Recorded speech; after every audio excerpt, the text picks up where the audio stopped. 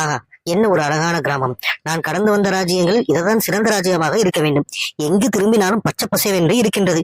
ஹா, மாம்பழங்கள் எவ்வளவு அழகாக காய்த்து தொங்குகின்றது. ஒரு மாம்பழத்தை பறிப்போம், பறித்து நம் பசியை ஆற்றிக்கொள்வோம். தோழரே, மாம்பழம் பறிப்பதற்கு உதவி ஏதும் வேண்டுமா? ஐயா, மன்னித்து விடுங்கள், நீங்க தான் இந்த தோட்டத்தின் உரிமையாளரா? இல்லை தோழரே, நான் இந்த தோட்டத்தை குத்தகைக்கு எடுத்துள்ளேன். உங்களுக்கு பழம் வேண்டுமானால் பறித்துக் கொள்ளுங்கள், அதனால் எனக்கு ஒரு சிரமமும் இல்லை.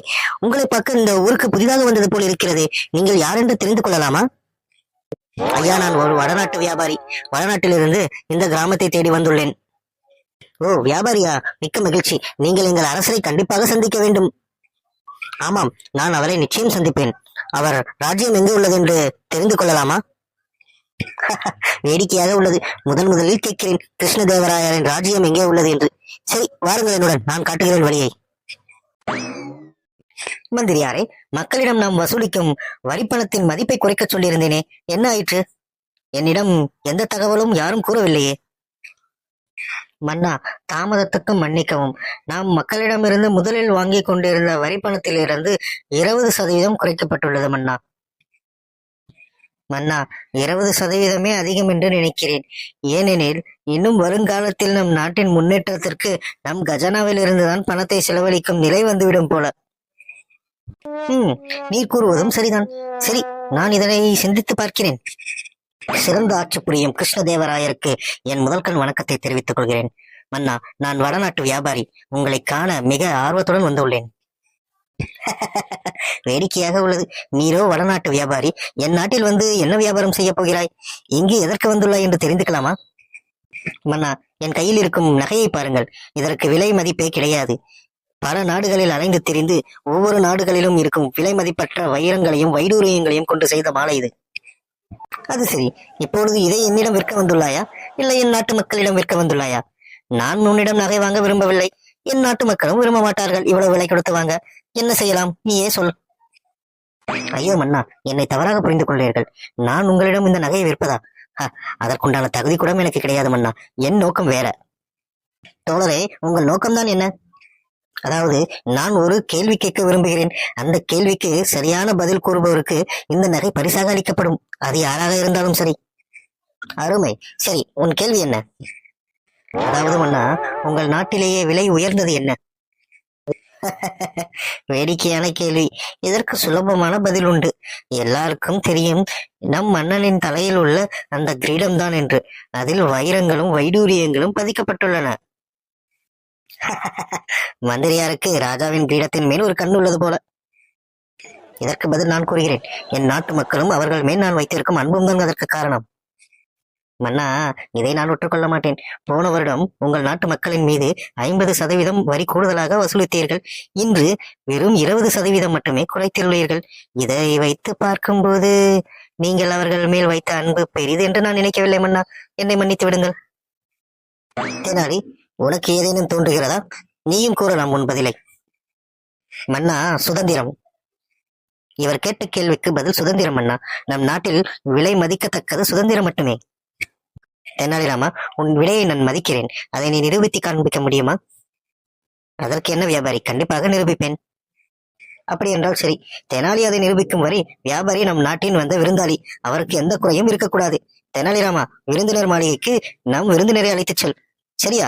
அவருக்கு எந்த குறையும் வைக்கக்கூடாது. அப்படியே ஆகட்டும் அண்ணா. தோழரே, இந்த மாலையை நீங்கள் ஓய்வு எடுத்துக் கொள்ளுங்கள். உங்களுக்கு தேவையானது அனைத்தும் இங்கே வந்துவிடும்.